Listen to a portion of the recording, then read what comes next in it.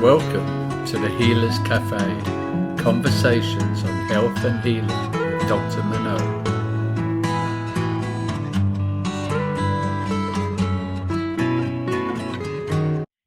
So welcome to the Healers Café. And today I have the pleasure of having Mandy Brown with me. And let me just tell you a little bit about her. So she has multifacets. She's the director of Pure Channel Healing. She's also working with the well-being of residents in care home of people with dementia. And she is a communicator for the deaf, the blind, and for people with autism. And she's written an amazing new book called Nipples to Kneecaps, To Die or Not to Die with Cancer.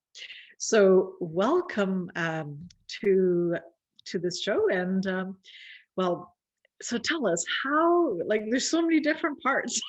First of all, what have I missed? I know I've missed a few things. Well, thank you very much for inviting me. It's fantastic to be here. Well, what have you missed? Over the years, I suppose I've had three strands to what I've been doing. The one strand you've already touched on, I was originally a teacher of the deaf, and then I became a fully qualified British Sign Language interpreter. And that sort of morphed into, although I continued interpreting, it morphed into being a communication specialist. So I would work with deaf children and adults, but also with deaf blind. And then that led me to autism, and then now more recently with dementia. So it's always been something to do with communication. Secondly, I've always been a healing practitioner. So that started off as a spiritual healer, but then I continued because I was so fascinated. I wanted to know what is going on with the mind and the body. So I continued to take various qualifications, as you do, aromatherapy, massage, herbalism, iridology. Then I became quite fascinated with epigenetics and did psychology to PhD level. And as a result of all that, and in between all that, I set up the Pure Channel Healing. And now originally Pure Channel Healing was about promoting educationally so people could understand what this so-called complementary or alternative healing was all about. And I was trying to get people to work together as a whole team holistically. So that's where that sort of came in.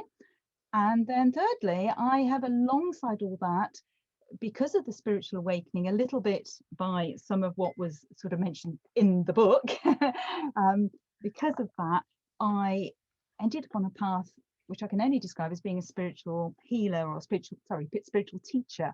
So I worked with individuals and groups on things like self-development, awareness, mediumship even, and expanding the consciousness. So that was sort of professionally, and that's how that's all come together over the last 30 years or so. And I suppose that's now all literally has come together in the books that I'm writing and the work that I do now. Mm-hmm. It's interesting how all this knowledge ends up being cumulative, and yet it doesn't, when you start, you can't know where it's going to go, so it's quite something. So let's start at the beginning. So what started you? So the first thing that you were doing is what then? It sort of in the, was it helping communicating? I think I feel like. Yeah, the very first thing that I did was a teacher of the deaf, because my grandfather was deaf. My grandfather is German, and in Germany, when my grandfather was growing up, you were not allowed to use sign language. It was forbidden. As I was growing up, I tried to communicate with him. So not only was I trying to deal with a second language, German, but I was trying to deal with a grandfather who's completely deaf. And my family would say to me, oh, just nod, just smile and nod. And it would enrage me, because I'd be thinking, no, I wish to communicate with him. There is this wonderful man and I can't talk to him. So we sort of developed, I suppose, an intuitive communication. But that let me a desire that, I sort of said to my husband when we got married in our very early 20s, 21, I said, we may have deaf children because it's in my family, and it was also in his family.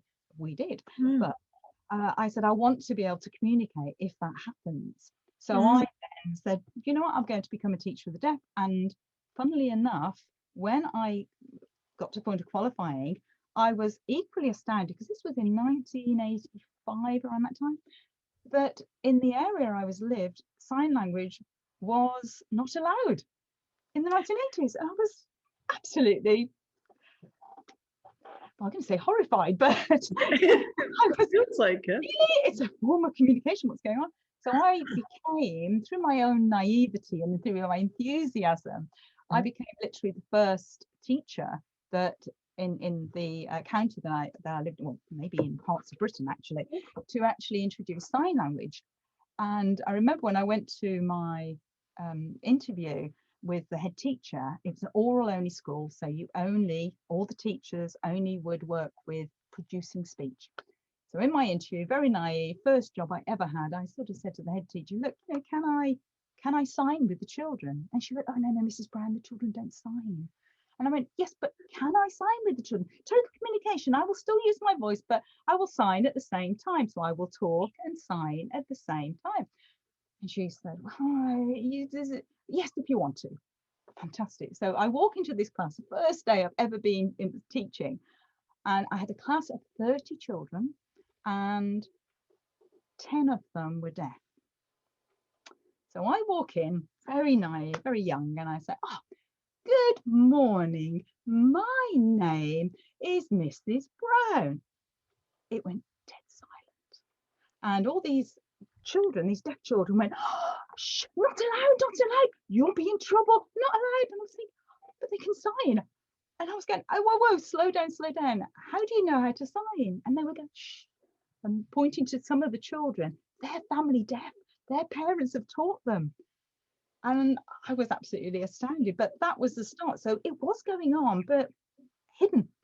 And I was allowed, as in that role, to actually speak and sign, which is why I have to keep my hands down because I keep doing it now, to speak and sign at the same time to all of the children in the class. So then I get to the point where I did the first assembly. I don't know whether you have those in the US, but the whole school is in the hall. And I get up, and I've got hearing children and deaf children. We all get up, we all speak, we all sign. We sang I Can Sing a Rainbow in sign language. And at the very end, the children went out, and the head teacher goes, Mrs. Brown, my office. I thought, okay. So I go into the office, and she said, you signed in assembly. And I thought, oh, she gave me permission to sign in my classroom, but not for the whole school. So I was like, whoa. She said, well, okay. She said, you know, that was the first assembly that all the other deaf children in all the other classes actually sat still. They were riveted. We didn't have to send them out. We didn't have to tell them off for poor behavior. We didn't have to tell them to keep watching. She went, carry on. I'm going to observe you. So, Oh my goodness. What a story. well, long story short, we got what was called total communication into the school. I was not very popular with the other teachers because they all had to go and learn, but we got it into the school. So that's how I started. Wow. The sign language. Oh, this is so fascinating. Well, what on earth would it, why was it, first of all, not allowed, like in the school, but also, like you were saying, even before that, Yeah. in Germany? Like, what's the rationale of that?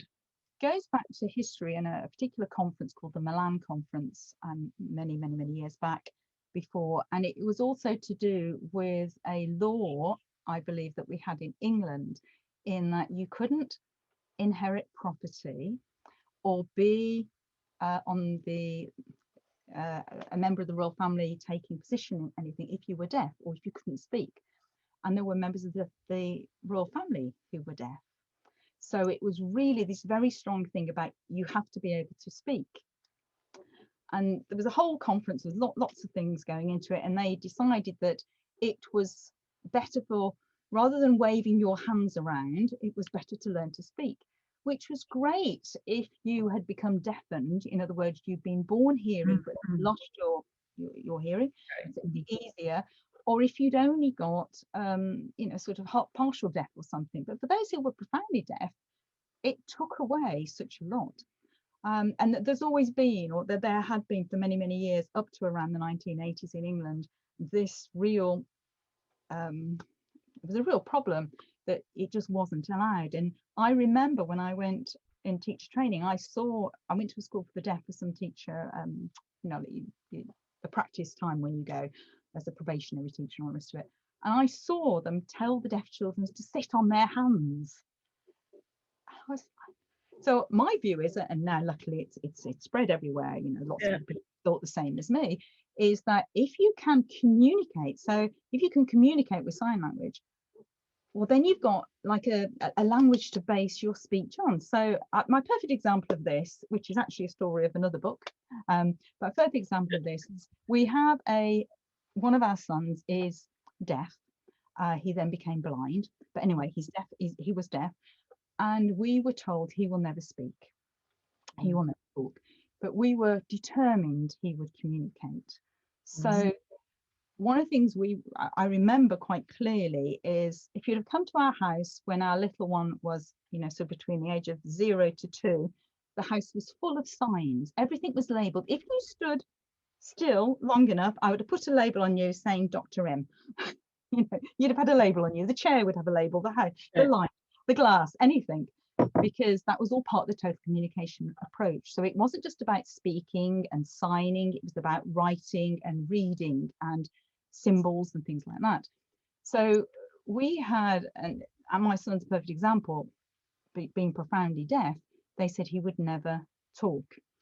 So I remember when he was around 2, 3, maybe 2 years old, he came running in from the garden. He'd been outside with Daddy, and he just went into this amazing array of sign language, and he put out this whole story. Sign language is 3D, so you create the scene in front of you. So he created this beautiful scene of, I've just been in the garden and I saw Daddy, and we went to the hedge at the back and we looked inside, and there was a cat and there were all these little tiny kittens, and the kittens were scrambling out and Daddy put them in the box. And I had all this story from a child that was like 2.5, 3 years old, which he wouldn't have been able to do with speech alone.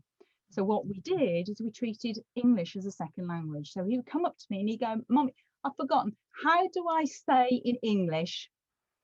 And I go, flower. And then I would say, you put your teeth on your lips, but flower.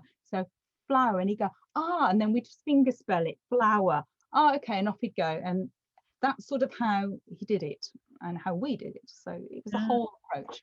But anyway. Wow. That's incredible. And then, so what, I don't know which way to go with you. There's so many parts here.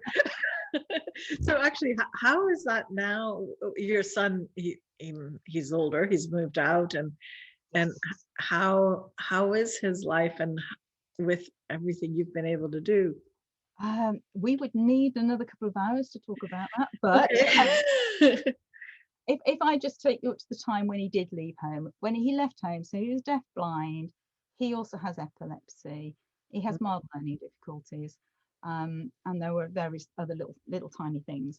But as a deaf blind person, he was able, as a 20-year-old, to move into semi-independent living. So he would do his shopping, he even had a little job in a cafe. So yeah, he was great.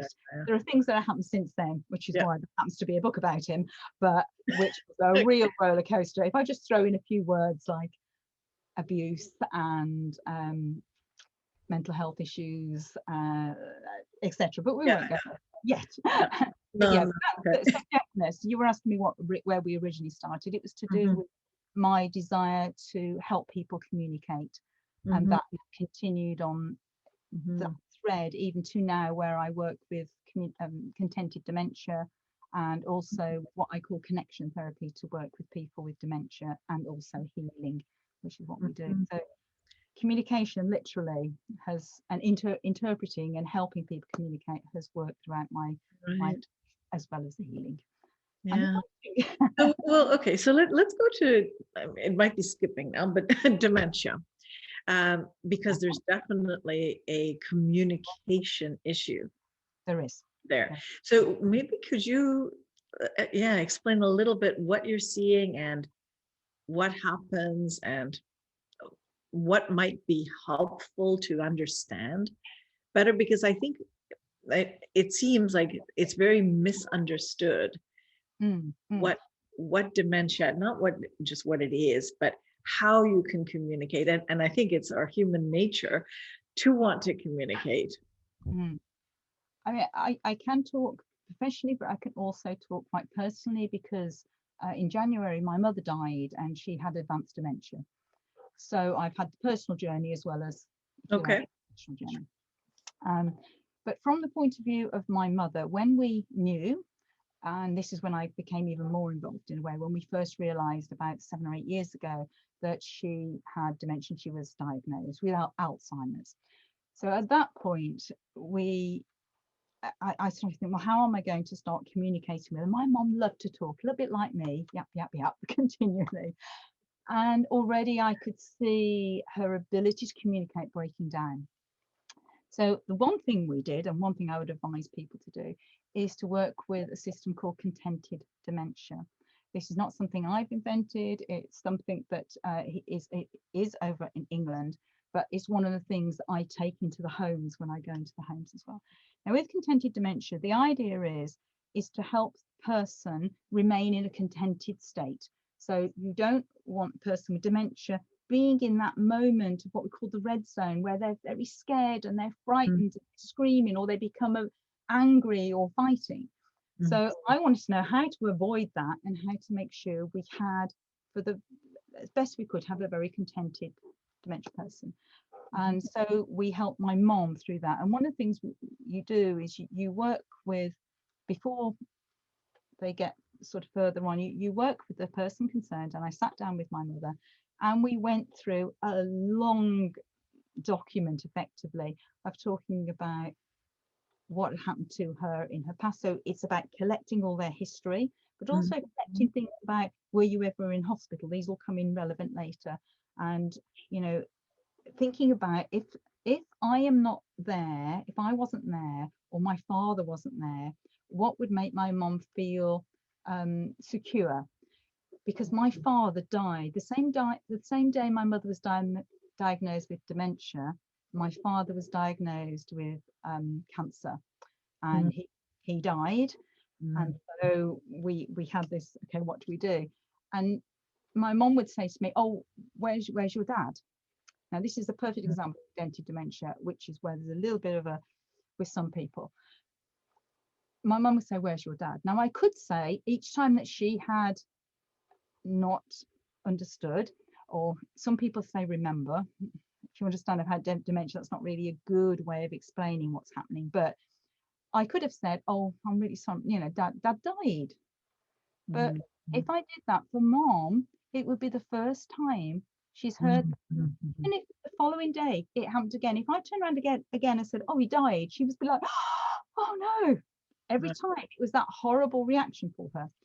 So we sort of sat and thought, okay, what would mom be okay with and what would I be okay with saying?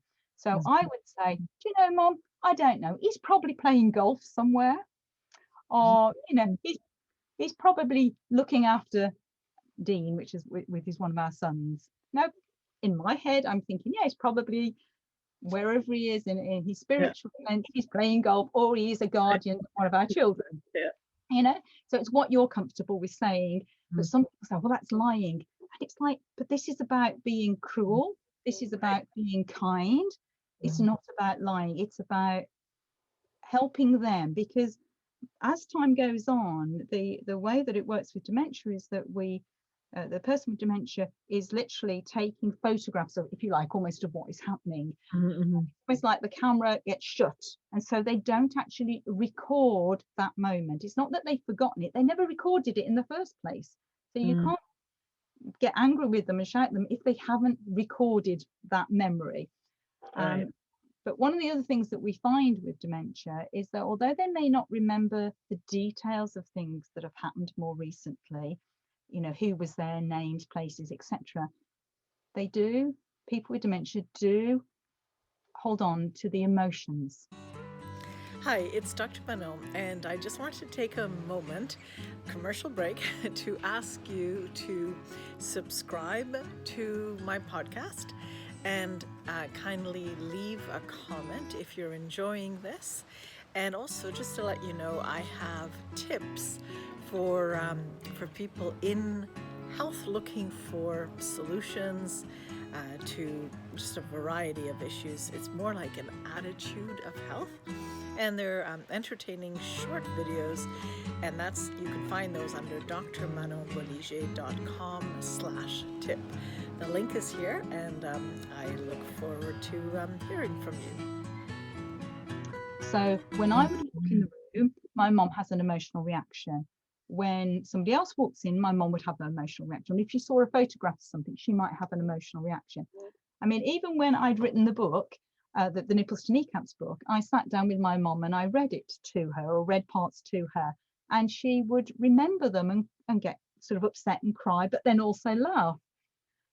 So it wasn't, for her, they were like a brand new story, but what she remembered was the emotion. So she was connecting back with that. But definitely from Contented Dementia point of view, we're looking at helping the person remain in that positive state. It's a massive thing and a massive program, which is why it's very hard to condense it down. From the point of view of communication, though, which is sort of what you also asked me, to be honest, one of the things that I do is I actually sit down and I will get eye contact with the person I am with. I give them the space for me to look in their eyes, and these are people that maybe I've never met before. I look in their eyes, and it's almost like I'm saying to their soul, I'm reaching out to their soul, you're important. I'm seeing you, I'm listening to you. I know you can't speak, I know you can't communicate, but I'm here. So it's almost like holding space. One of the things we did when we decided to go in and do the research project, at the time, the reason I did the research project to do with healing was because at the time there were lots of research projects about people with early onset dementia, but very few regarding or related to people with advanced dementia. It was almost like, oh, it's too far gone. You know, when you get to advanced dementia, you're not talking, you're not controlling any bodily functions. You may be immobile, or you may be almost in a vegetative state in your bed. That's what I mean by advanced dementia.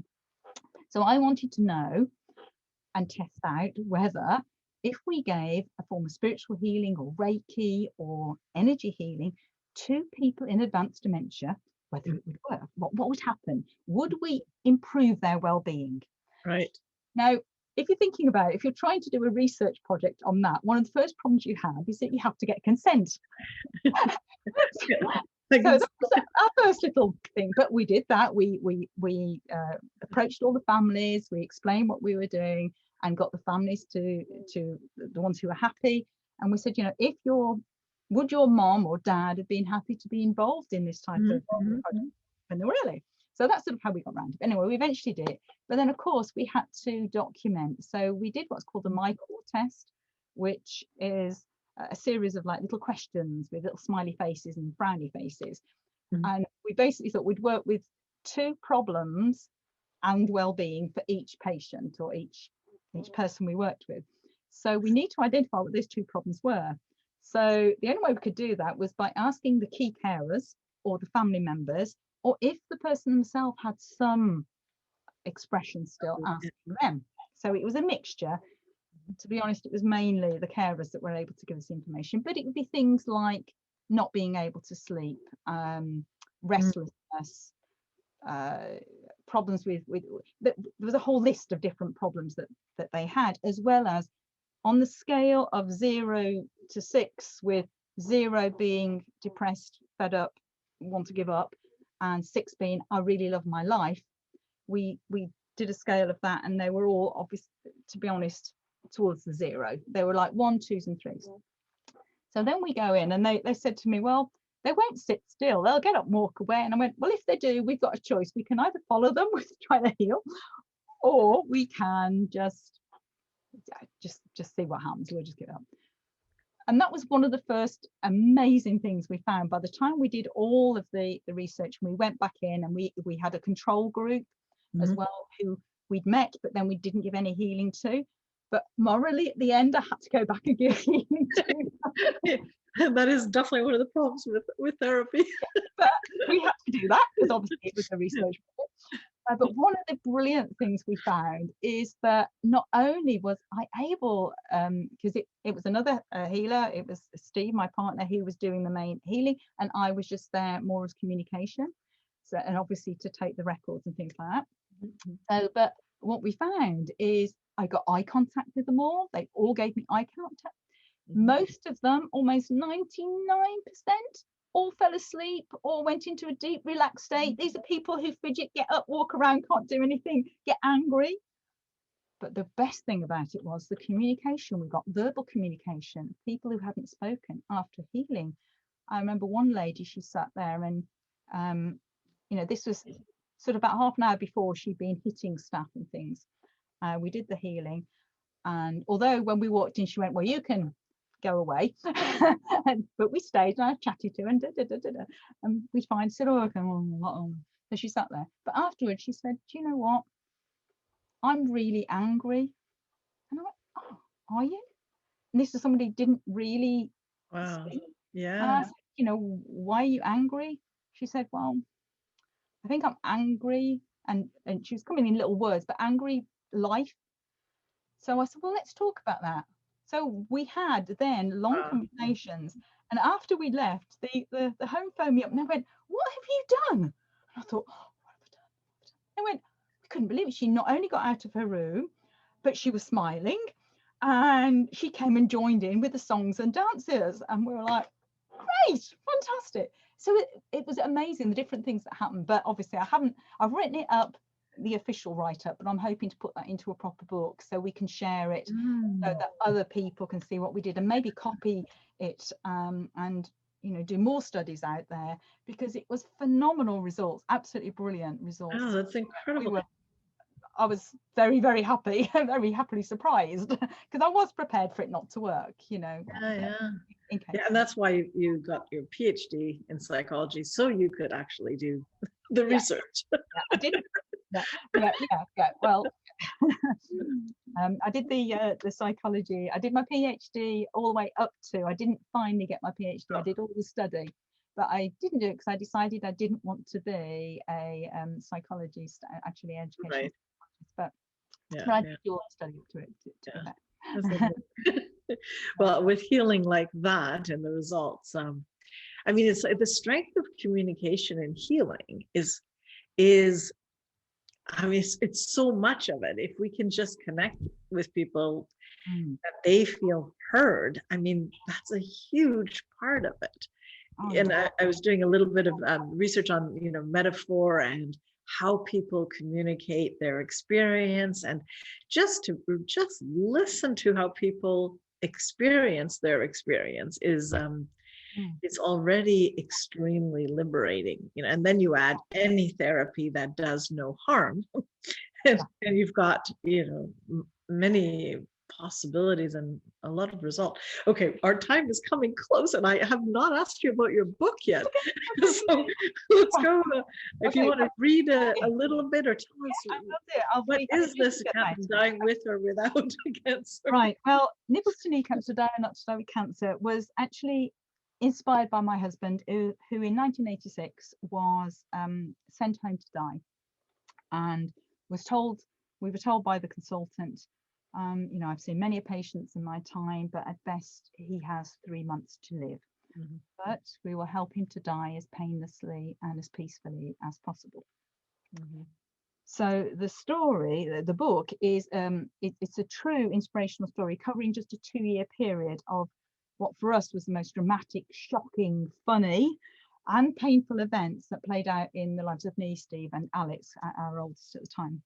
And of course, Steve is alive and well today. You know, he was the healer I was just talking about going into the dementia homes. And so what happened and what we did so differently compared to others at the time is, and how we survived, is what is revealed in the book. So it is for all cancer patients and for their families, and anyone who's facing a challenge that they feel is impossible to overcome. Because, you know, it's a story of hope, and I hope people will draw strength from the story. So I'll read you a little bit about what has happened. This is probably page 3 of the book. and I'll only read a little short bit, but this is when I had got to the point of, let me just think where I was. I had, this was the first time I had seen Steve after I'd been given his terminal diagnosis and the prognosis of just 3 months to live, and I had to break the news to him. Okay, so Steve interrupts. Tumours? What do you mean? I'd ask the same question. Cancer. You have a type of cancer. Steve lays back in his bed, his stomach bloated out absurdly from his skeleton draped in flesh. His face is gaunt and eyes hollow. I can only imagine what is going through his head in the few brief seconds before he speaks. He holds up 3 fingers. Counting them down, he says, 1, I want to live, to be with you. I want to grow old with you. My eyes fill up with reciprocating love. And 2, I want to see my son all grown up. Now, Alexander isn't even 1 yet, but yet he will be a lion of strength for us both in the months ahead. And 3, I want to be a fencing champion. What? Where did that come from? Steve doesn't even fence. But I trembled inside. Maybe I don't know Steve as well as I thought. Later, he'll explain to me that he fenced once when an Australian supply teacher had come to his secondary school. But Steve hates mainstream sports like football and cricket. We both do martial arts and dance. But I had never heard him mention fencing before. Steve, I believe that you can beat this. In truth, Steve lacks confidence in his own abilities and skills. He confided in me once or twice. I feel like I failed to make the grade. I'm not good enough or clever enough compared to others. I know how wrong this is, but I'm aware of the depth of his fear, how hard it is to dislodge. In an instant, I decide to turn this negative thinking on its head and take a gamble. If I was wrong, I would have to live with the consequences forever. Wow. That is beautifully written, but my goodness, yes. We sort of go on. I remember at one point I was in bed when I realized that Steve had this terminal cancer, and I cried and cried and cried. Of course I did. And I was in bed and I was crying like mad. And suddenly I sat up and I spoke to the walls effectively and went, just stop. What am I doing? Because I'm crying because I, Mandy, do not want to be left alone. I don't want to be a mom without my husband and a father for my child. And I decided that all that energy of crying and negativity and I was going to channel it to something else. And I thought, I will cry if and when he dies, but for now I'm going to channel that energy into creating an environment that will aid Steve's recovery, even though all the doctors, all the nurses, all the friends, everybody around us, it was like a tsunami of negativity. But that's what the book's about. It's how we got through that and the sort of things we did, the funny things,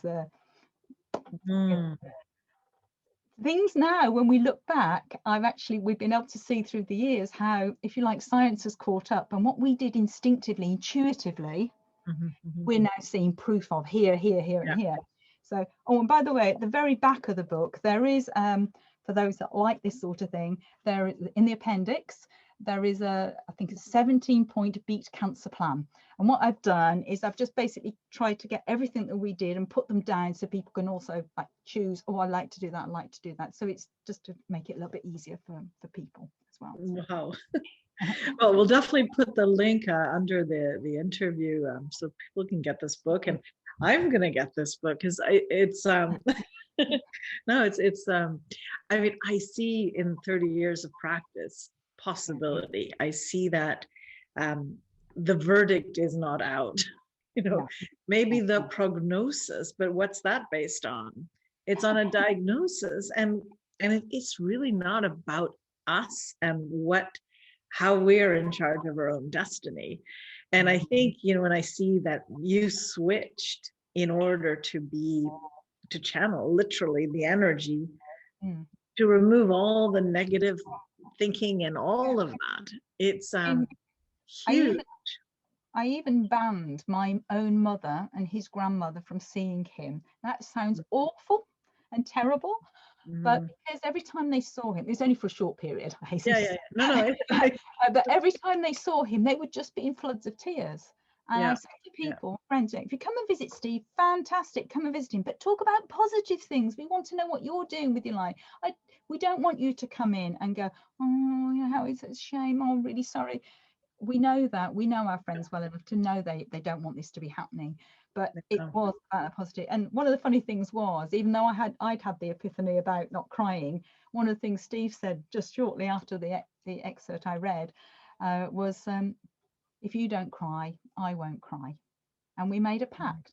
And I sort of said, well, you can cry if you're in intense pain, and he did at some point, but he meant not crying for self-pity, because that's almost like a waste of energy. I know that there's a philosophy that you need to get it out, and yet you do, but you don't need to wallow in it. That's the difference. Exactly, because you're just creating the patterns. And it's funny. I just to share, I actually was diagnosed with stage 4 cancer myself, and I chose not to tell my family, and it was because I knew I needed all of my energy to help me stay positive and succeed as I've seen my patients succeed.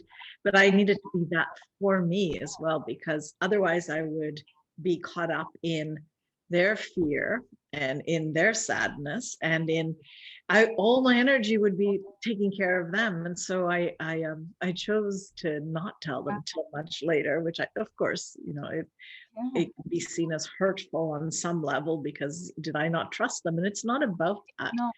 You have one choice of your energy in especially such crucial times. And and I got through it completely naturally, and got to the other side, and that's like 20 plus years ago now. So fantastic, similar story then, absolutely. Yeah. I mean, you're probably the same. We've worked with cancer patients and other patients in all those years since as well, and you see the different, almost like, I don't know whether you can sense it, but sometimes you feel the energy of a person. You can try. I mean, I see all of the different healers, practitioners are all a bit like a whole team that are there at your disposal to bring in and use if you are the patient. But at the same time, you are in control. You have to decide, I want that, I want that. Not allow other people to say, like this doctor said to us, we had 2-3 doctors say it to us, absolutely no hope. Steve's body was full of tumours, all secondary tumours, absolutely. On the x-rays, you couldn't even see his organs anymore. In fact, they got all the other x-ray people in to come and look, because he was a bit of a star for the wrong reasons. It was like, oh, come and have a look at this, you can't believe this, he's absolutely full. But hey, we live to tell the tale. Exactly. Has that been recognized by the oncologist, and that did you get a chance? The oncologist, to be honest, the second one we went with, he was absolutely brilliant. He had the bedside manner of a mortician, but he was brilliant.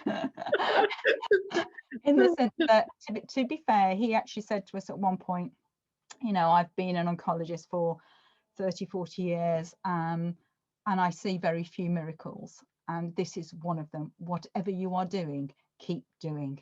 And that was when his tumours were beginning to reduce. So of course, we did. Just like you. And so brilliant, well done. It's really good. So wow.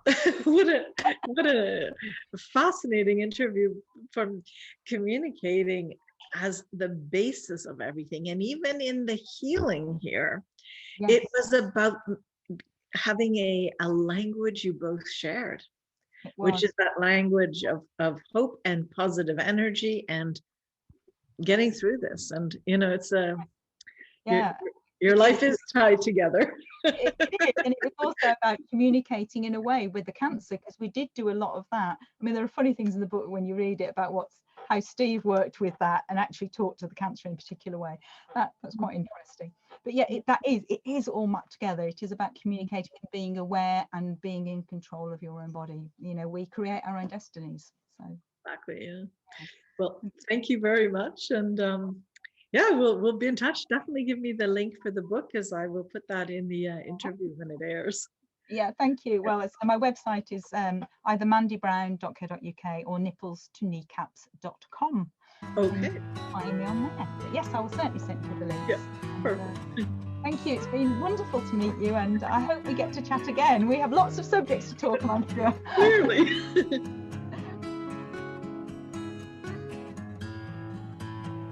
Thank you for joining us at the Healers Café with Dr. Manon. For more information, go to drmanonbolliger.com.